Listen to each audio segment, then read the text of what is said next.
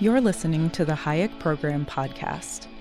This podcast includes audio from lectures, interviews, and discussions from scholars and visitors of the F.A. Hayek Program for Advanced Study in Philosophy, Politics, and Economics at the Mercatus Center at George Mason University.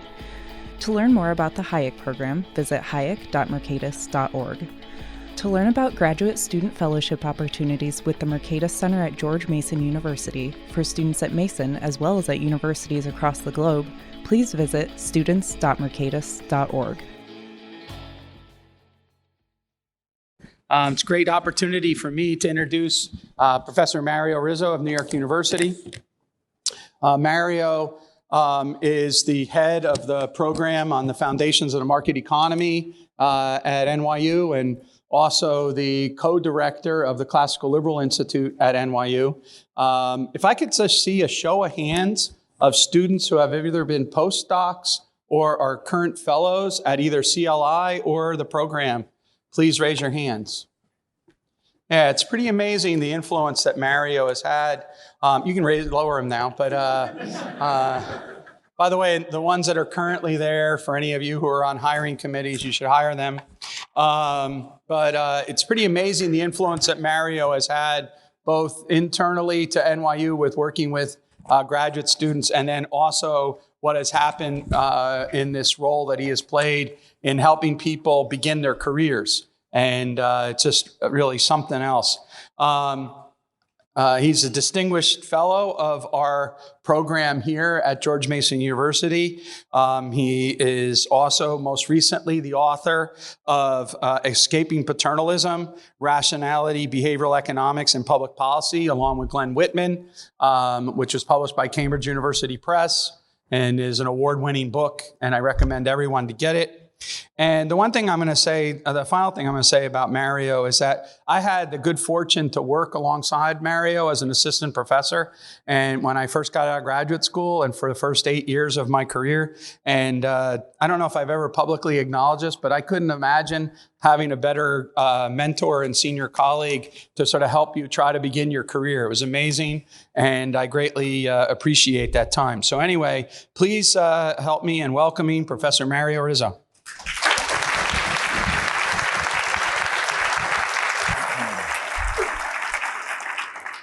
Thank you, Pete, for that introduction.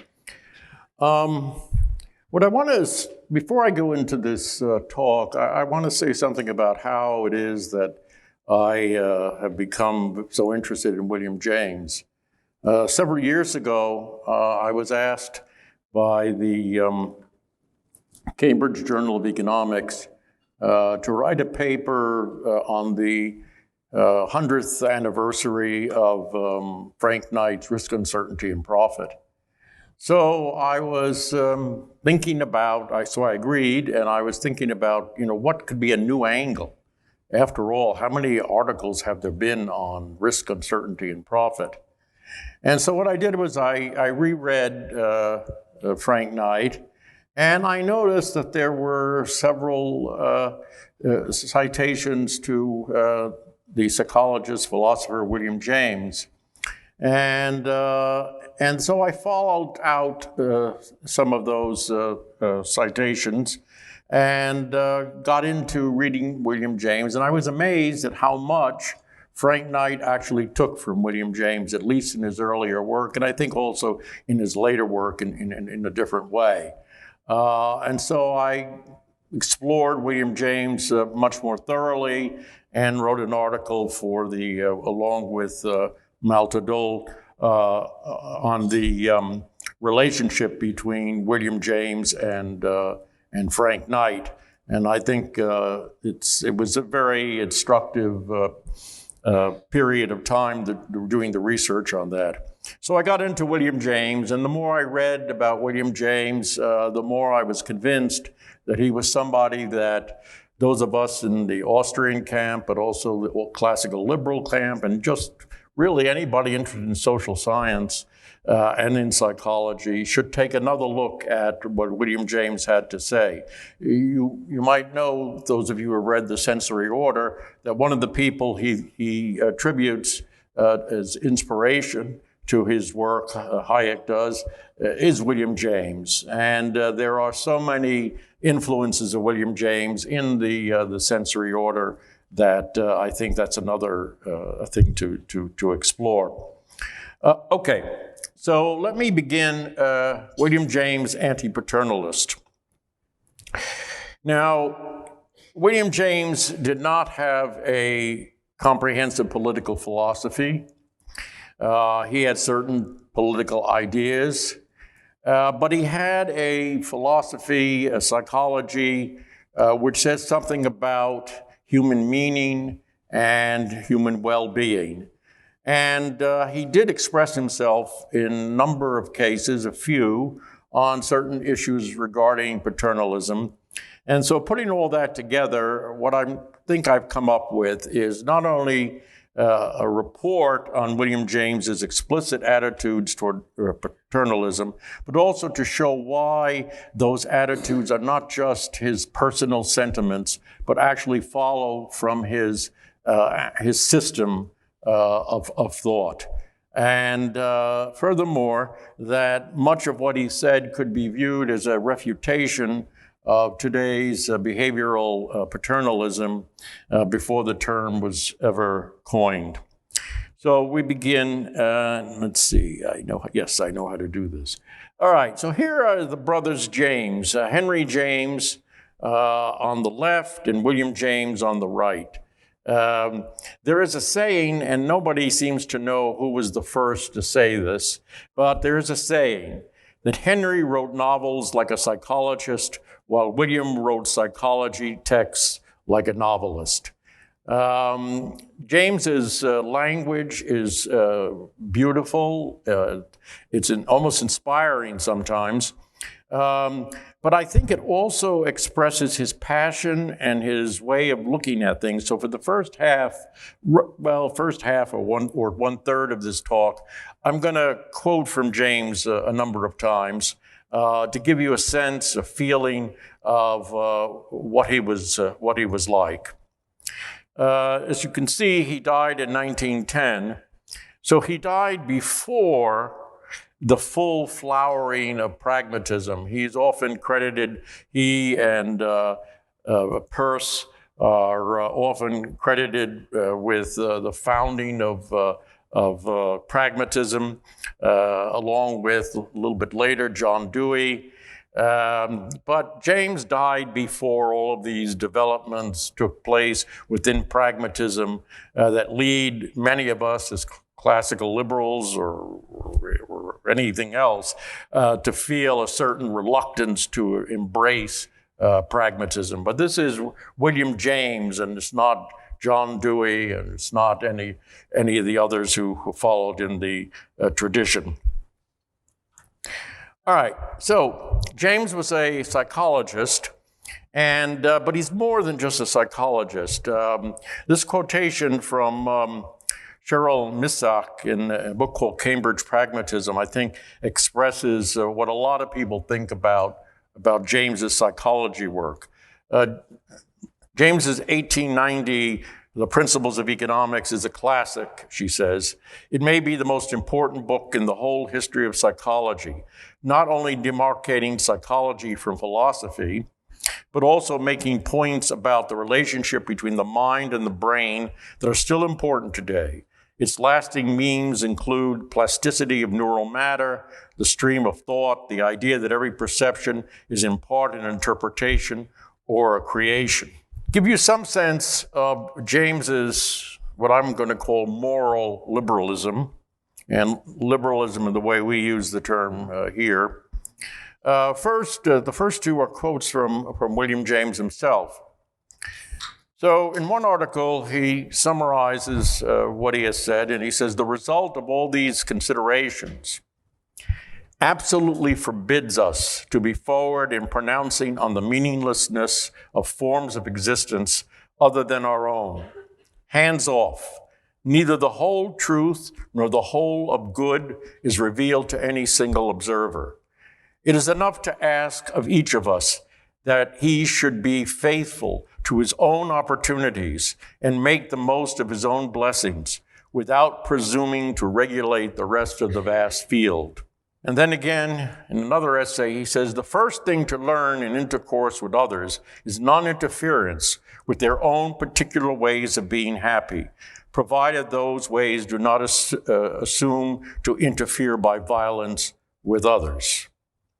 Now, those two quotations, I think, if this man is not a liberal in our sense, I don't know what he would have to say to be considered a liberal. But he was also more than just tolerant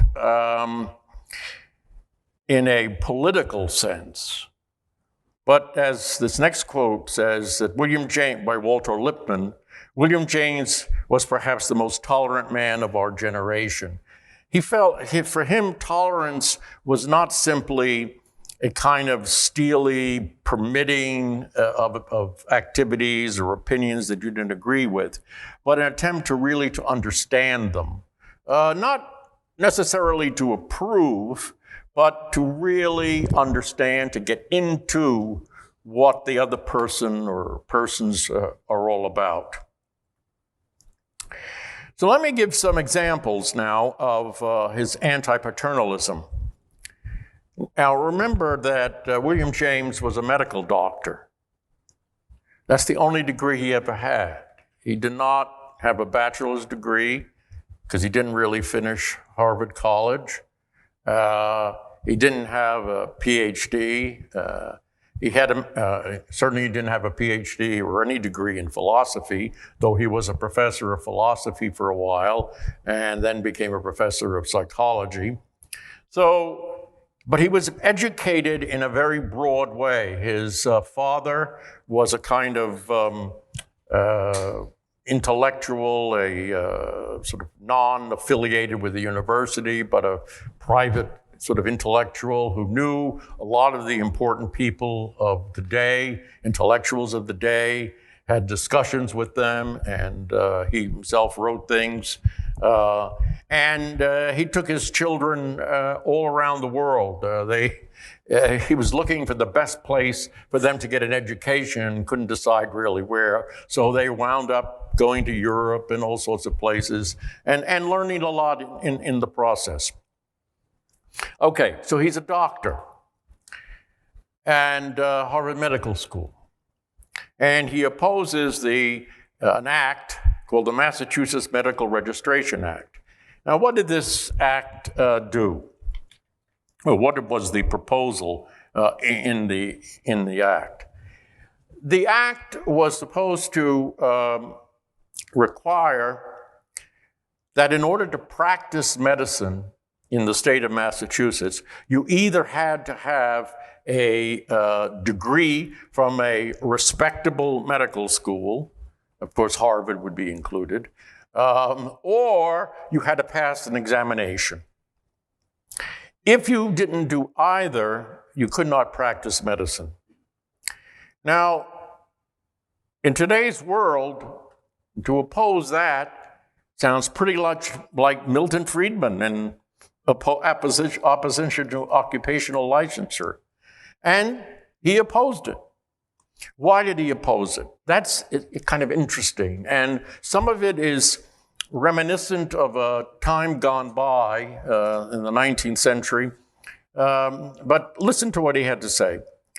This paternalism would be a grotesque and puerile anomaly in a state where every man, he's talking about Massachusetts, in a state where every man has from time immemorial has been able to lose his health, and with it his fortune, his life and soul, if he pleases, without the state either interfering or giving relief. If the word sacred can be applied to any personal right, surely this right to treat one's own body as one chooses may claim to be that title.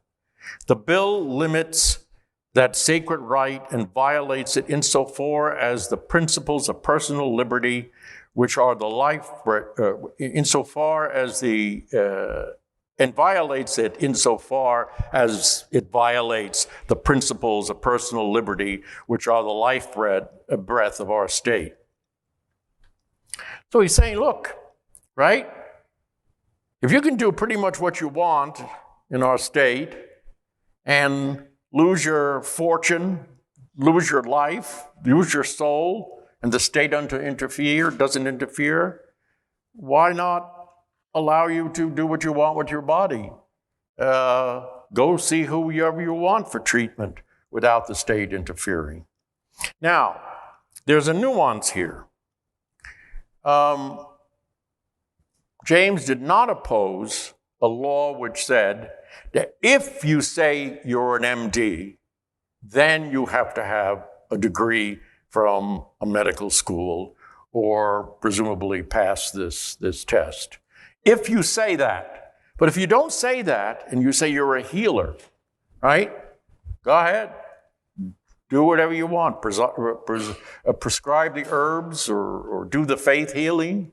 One of the reasons that he was predisposed to this kind of viewpoint was because at the time he was thinking a lot about psychological illnesses and psychological difficulties.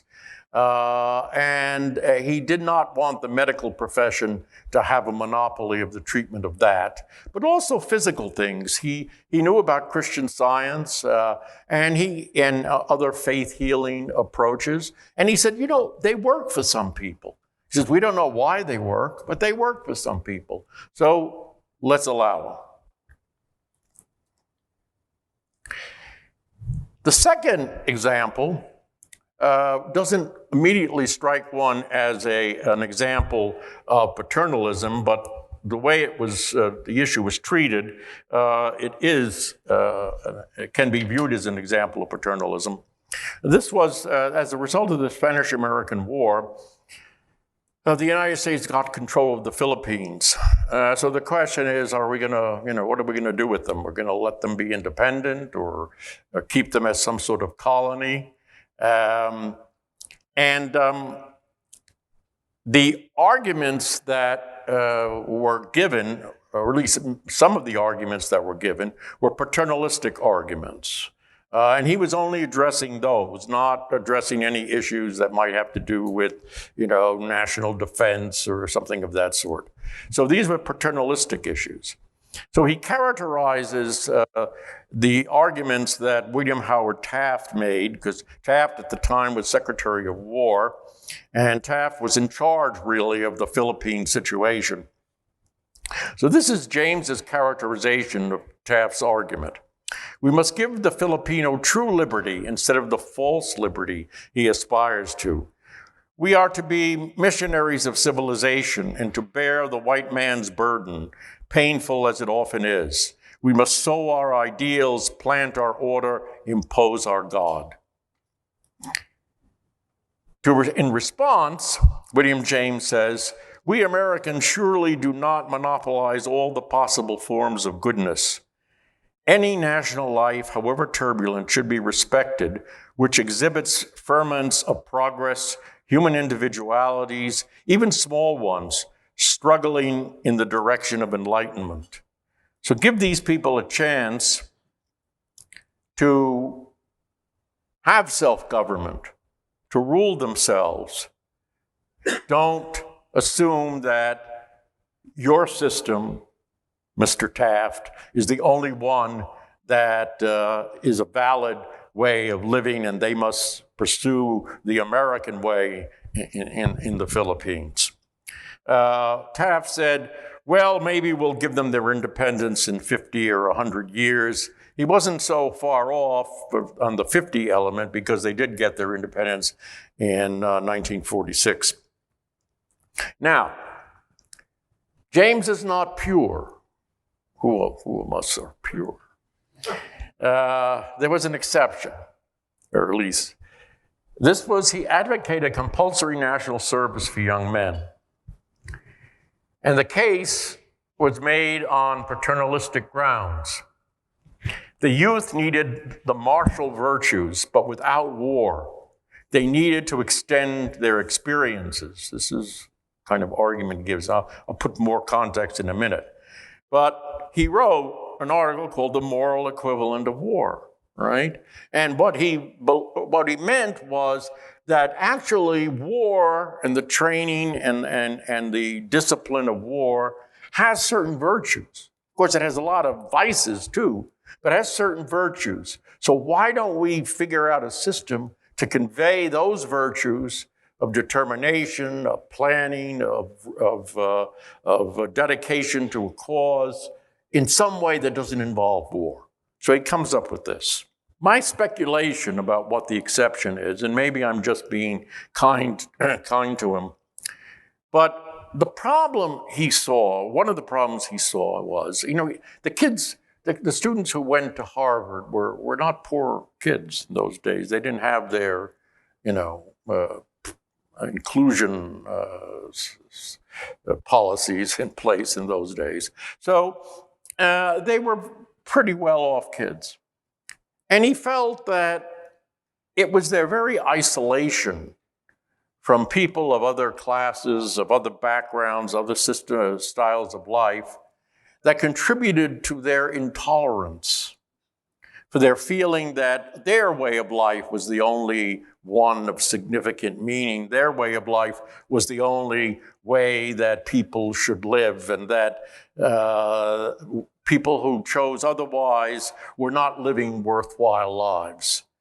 So, paradoxically, in order to increase toleration and decrease the amount of paternalistic attitude that many people had in these upper and middle class environments, compulsory national service, which would force people to spend some time with people of other classes, or helping the poor, cleaning up stuff, all of that kind of stuff that would get them to see how other people live. And so the paradox is this one instance of paternalism, right, because make them better, more tolerant people, was designed to reduce paternalism. That's my hypothesis. It doesn't necessarily justify what he advocated, but it shows that, his advocacy had an important direction and was in the service of something which he thought was a generalized tolerance and anti-paternalism. So some people ask, is this just all these ideas that I just talked about now, is this just his personal disposition? Walter Lippmann said he was the most tolerant man of our generation.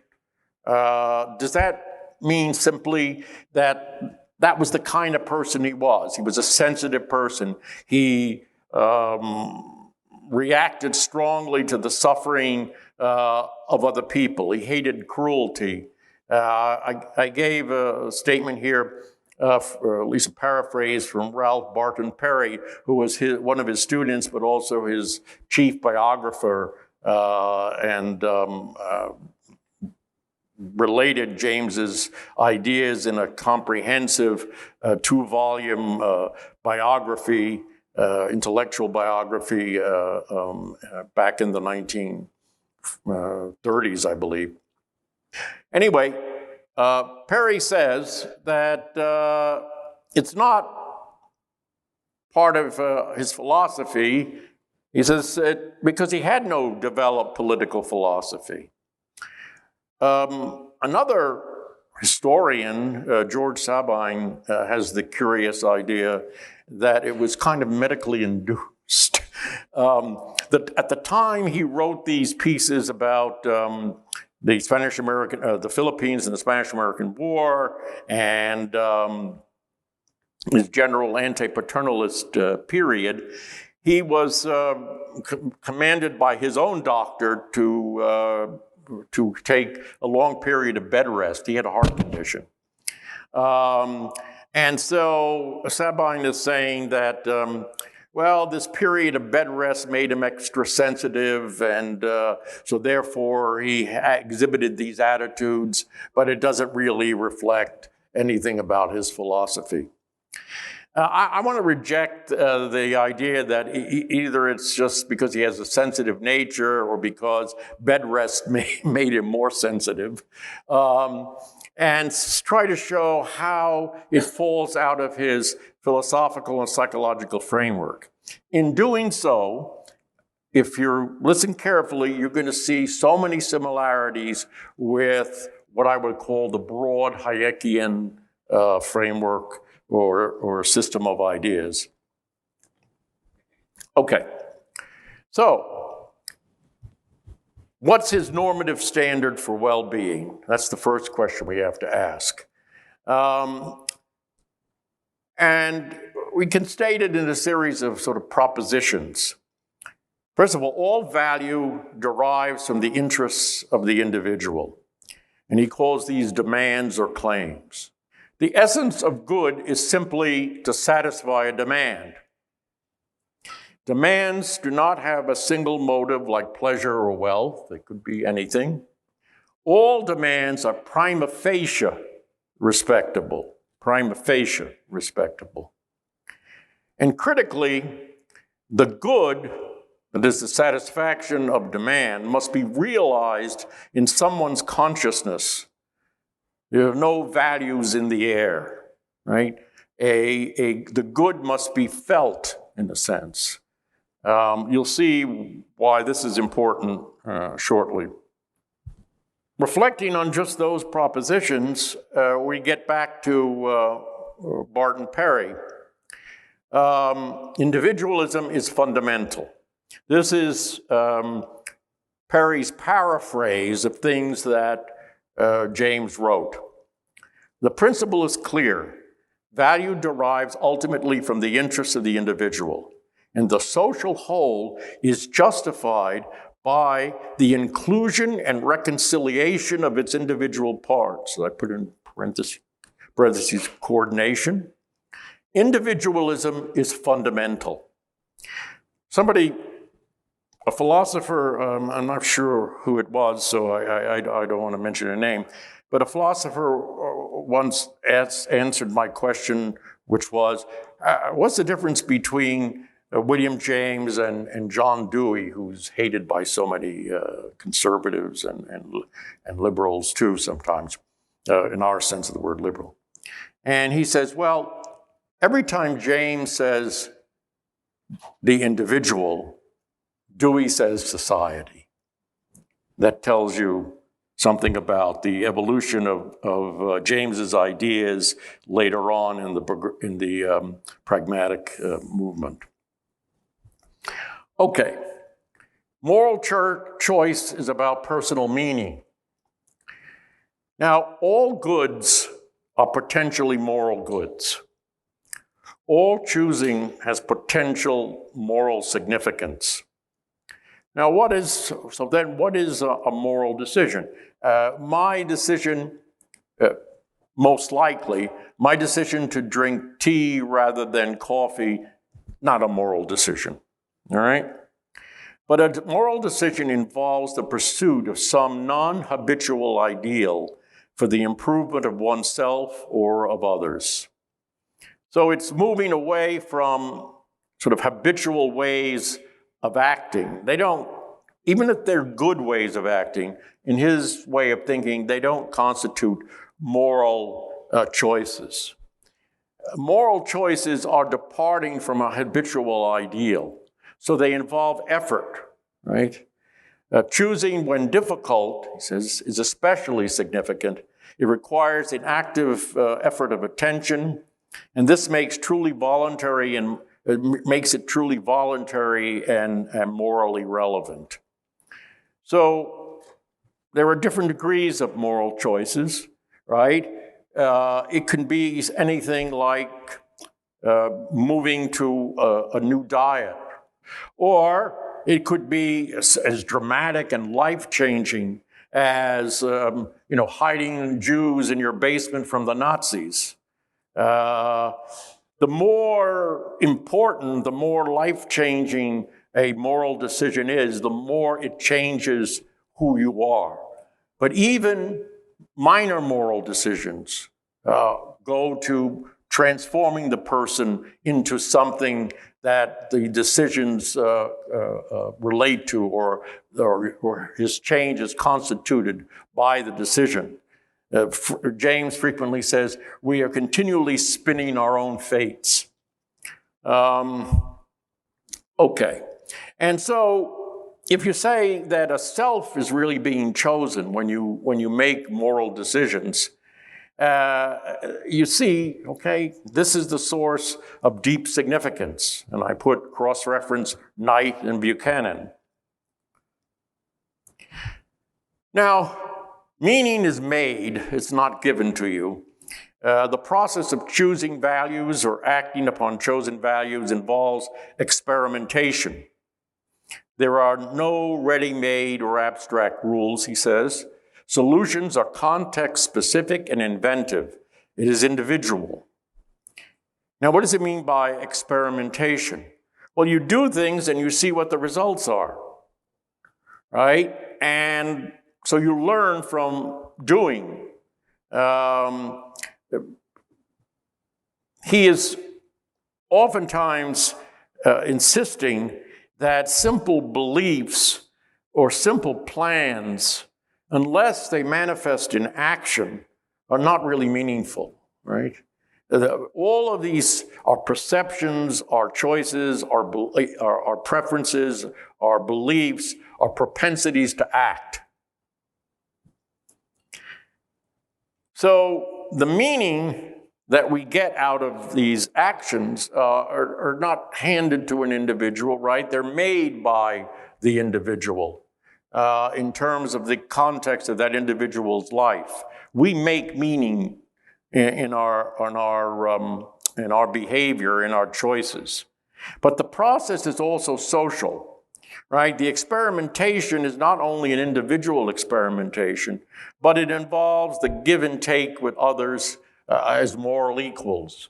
So we make decisions, other people have opinions about what we do or what we're planning to do. And that interaction, when we treat other people as moral equals, that is to say, of having something worthwhile to say to us, is part of our moral testing, our testing of our ideas and our preferences or choices. So James has a knowledge problem. Let me depart a minute from the slide. Those of you who are familiar with Hayek will know that Hayek was said many times, especially in the counter-revolution of science, that we need to see things as the acting individual sees them, right? And James says exactly the same thing. He uses a somewhat different analogy. He says that a stack of wood can be something that you use to heat your home or something to use to build a barn. It depends upon what your purposes are. The agent point of view is important in everything that James talks about. And he criticizes psychologists because he says they presume that their point of view, you can read Economist, that the psychologist believes that their point of view is the correct one and that we can ignore the agent point of view. But that they're deluded, they're misinformed, they're stupid, whatever. But we psychologists have the correct point of view. So the agent point of view is important not only for questions of perception and knowledge, but also, as he said earlier, from the perspective of values and the emergence of values.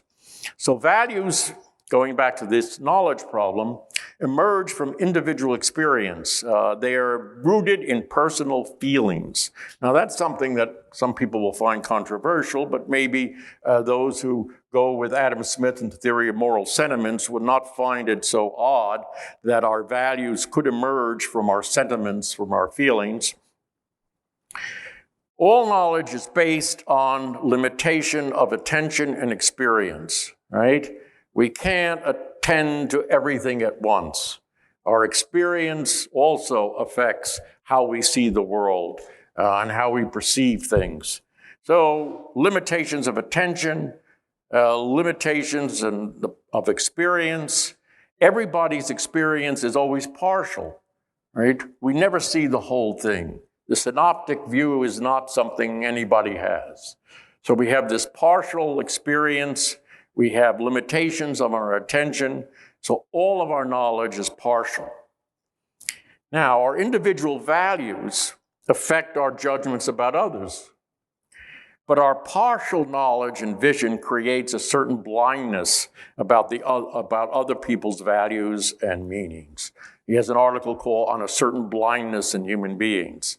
Right? The very partiality of our own views that are made necessary by reality, essentially, is also responsible for our incomplete understanding of what gives value to other people. He says, for most of us, and he meant his audience, I think it was an address that he gave at some university, but he says, for most of us, and we can apply it here, for most of us, keeping out of the gutter is not a particularly meaningful or moral decision to keep out of the gutter. But for some people, keeping out of the gutter is a monumental decision. And, if we don't understand where other people are coming from, we don't see the importance of some of that. Another example, maybe more convincing, I don't know, is that he was going through some countryside at one point, and he noticed that trees had been cut down and plants had been ripped out, and it looked, from his point of view, as a upper middle class academic, that they had made a mess of this area. But then he saw what had happened. These people built little shacks, which were the only home they had. And what they looked at, when they looked at the cut stump, what they saw was an achievement that they had made.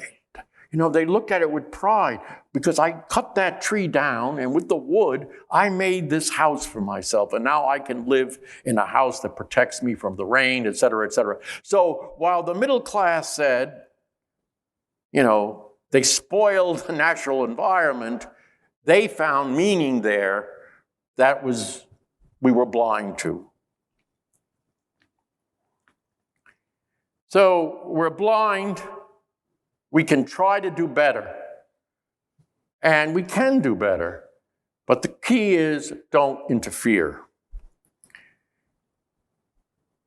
All right, so now is James completely oblivious to the fact that people may not be acting in the way that they themselves think best, right? So far we've said, we have partial knowledge, we have a certain blindness, we're intolerant. That puts all the burden on the observer, in a sense, the third party who's looking at these people. But does it really imply that, they know best and everything they do is fine and, there's no problem there? No. He has this concept of the obstructed will. And so to complete my picture of James, I want to say that he was fully aware that people do not always do what is best for themselves, even in their own lights. And what's the reason? The reason is that habitual actions are usually easy, and they're usually fine. They serve us well. But sometimes doing the better requires effort and mental energy that people don't have. Nevertheless, he says, even failed attempts to do better convey information about the whys and wherefores of the failure. And this information is finely tuned to the particular situation of the individual. He or she sees his own failure in his own context and learns something invaluable from that. But beyond that, James says, hands off. Now, why? Well, what's the alternative?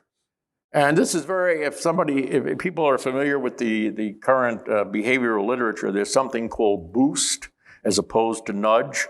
Boost is the idea of improving people's decision-making capabilities in a general way, not nudging them toward any specific outcome, but trying to just make them better decision makers in general, so they're more literate about financial matters or things of that sort. James is broader than that. He's thinking about people who know what to do. They know the better, but they do the worse, right? So what happens to these people? So he lists in Principles of Psychology a number of suggestions. He says the people who are trying to change their behavior, they should launch themselves with as strong and decided initiative as possible. Make it clear what exactly you want to do. Never suffer an exception to your new rule or your new way of being.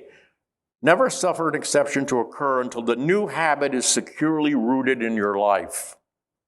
Third, seize the very first possible opportunity to act on every resolution you make and on every emotional prompting you may experience in the direction of the habits you aspire to gain. So not just thinking, not just making resolutions, but doing. Keep the faculty, and this is a very interesting one, keep the faculty of effort alive in you by a little gratuitous exercise every day. What he's thinking of, this exercise, consists of doing every day or two something for no other reason than you would rather not do it. All right? Now, what could that be? I hate giving money to beggars in the street. All right, so let me do it, right? Or, I really dislike doing the dishes before I go to bed. Hey, why don't you do it? Even though those things are not directly related to what it is you're trying to improve about yourself, what they do is they put you in a state of breaking habits and cultivating mental energy through a certain exercise. He also recommended, for his time, kind of innovative, hatha yoga, breathing exercises, even Ignatius Loyola's spiritual exercises, fasting, mind cures, so forth. All right, that's William James, more or less in his own words.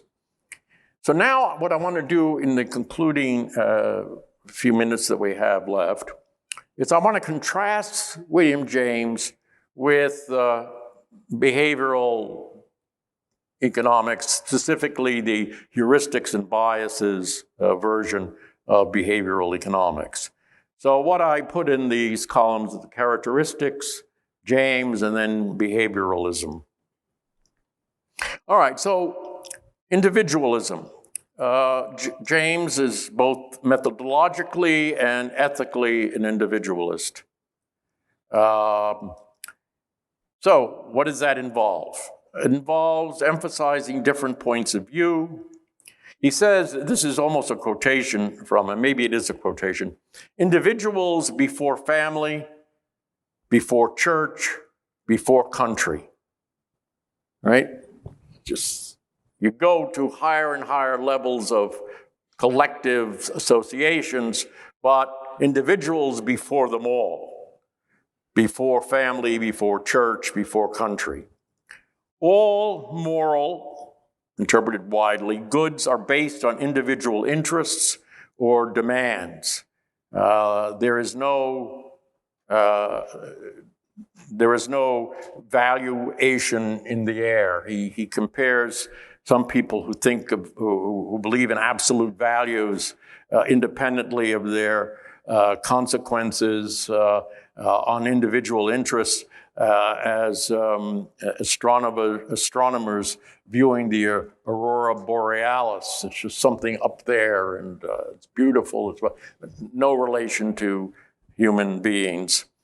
Behavioralism de-emphasizes differences, right? There's the representative individual is pretty much king, although there's some change occurring in that. We talk about aggregate outcomes, not outcomes for individuals. All goods depend upon the true preferences of individuals, right? Preferences in the air, because nobody, the funny thing about true preferences is that they're counterfactual preferences. They're preferences you would have if you were in a different situation or a different person. So whose preferences are there? They're nobody's preferences. They're preferences in the air. They're an abstraction. You didn't like that kind of thing. Subjectivism. We begin with our own consciousness, right? The first fact of psychology is I think, I feel, experience is primary. That's where he believes psychology has to start, from consciousness. Now, good thing he didn't live to see behaviorism, not behavioralism, but behaviorism, which abolished basically the human mind out of psychology and wanted to observe only objective behavior. Anyway, subjectivism, begin with consciousness. Now, except for the work of Kahneman in his earlier days, feelings are really de-emphasized in behavioral economics. Rationality is a wide, inclusive concept of rationality. He says that irrationality is the Prius. What did he mean by that? Well, if we see something we think is irrational, he says that's not the end. That's the beginning. That means we don't understand it. Let's look. Let's see what people are trying to accomplish. Rationality is always relative to a framework. It's practical, not theoretical, at least as far as non-scientific endeavors are concerned. Values, they're from the bottom up. Ethical systems and standards of the philosophers are secondary and derivative. Experimentation is important in deciding how to act. We try things out and we see what their consequences are in particular circumstances. All values are subject to revision. Behavioralism, values are formed, expressed under purified conditions. Not closely tied to action, because counterfactual preferences, you can't act on them since they're counterfactual. The correct structure of values is determined by the analyst. Transitivity is determined by the economist and other consistency considerations, not from the bottom up or from the top down. Well-being.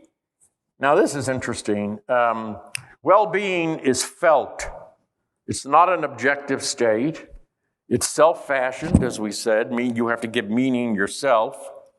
And there's also the question of the lack of the spectator knowledge, right? What constitutes your well-being as an individual? So it has to be felt.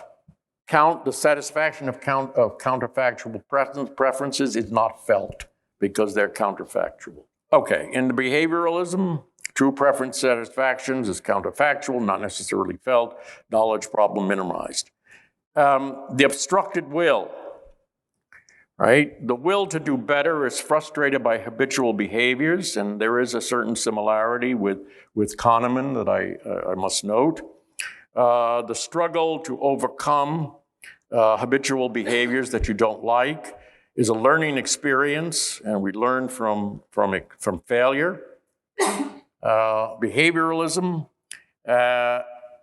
they usually model lack of willpower as present bias, but if you look at the present bias representation in the model, there's no room for learning in any of that. So that's an important difference. Okay, so finally, remedies for failed attempts.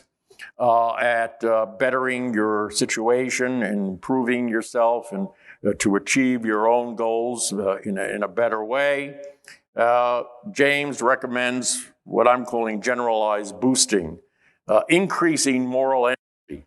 He says that one of the most important things to do in life is to increase our mental energy. He says that we use very little of our potential mental energy.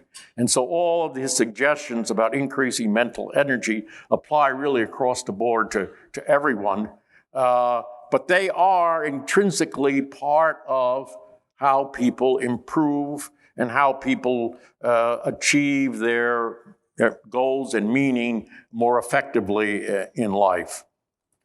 And behavioralism generally involves some kind of government action to nudge people in the right direction without necessarily increasing their moral energy. And in fact, one of the advantages that is claimed for nudging is that it doesn't require any energy on the part of people.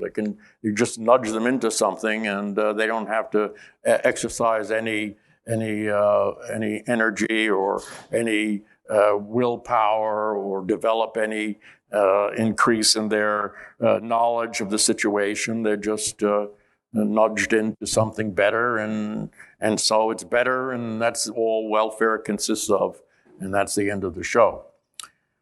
Okay, so in closing, I clearly set up a lot of this with the intent to show the commonalities and the similarities of the thinking of William James with those of many of the thinkers that people in this room are familiar with, especially Hayek, but also to a certain extent Adam Smith. And the idea is not to turn William James necessarily into a classical liberal, because, as I said, he did not have a political philosophy. He also, maybe he was some kind of ordo-liberal, I don't know. He hated bigness. He hated big industry, big universities, big everything. He couldn't stand bigness. Now, as liberals have a problem with bigness. On the one hand, we like sort of natural bigness, but we don't like unnatural bigness. So maybe we can agree with James at least part of the way. But the reason he didn't like bigness all stems from the individual is primary. He doesn't like institutions that smash the individual. And that's kind of so important to his worldview. And it follows from his psychology, because his psychology is an individualistic psychology, but it's not an individualistic psychology in the sense of the atomized individual, right? It has social component. We test our moral ideas. Other people react. We talk to other people. We treat other people as moral equals. We learn from other people. So it is not the atomized individual by any means, but nevertheless, it is the individual. And so the individual is fundamental. And I hope that this little talk on William James convinces you to read some of him, because I think he's an important person in the realm of the ideas that we want to promote.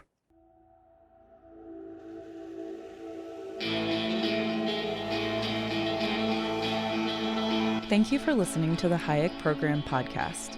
To learn more about the research, scholars, and work of the Hayek Program, visit hayek.mercatus.org. For more information about graduate student fellowship opportunities for students at Mason as well as at universities across the globe, please visit students.mercatus.org. We hope you recommend students to our programs or consider applying yourself.